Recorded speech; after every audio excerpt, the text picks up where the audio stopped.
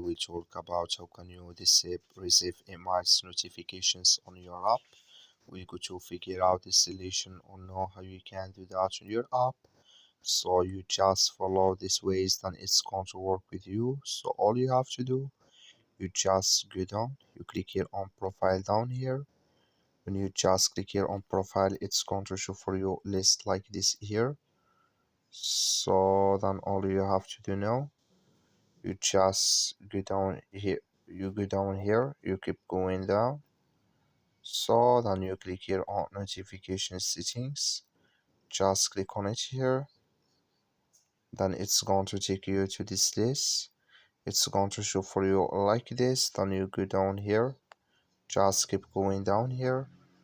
So then all you have to do now, you just come here to receive emails, clicking this sign or this color. Like you see color, it's gone. That's mean it's disabled with us now. That's all you have to do. Thank you for watching. Don't forget to support us by liking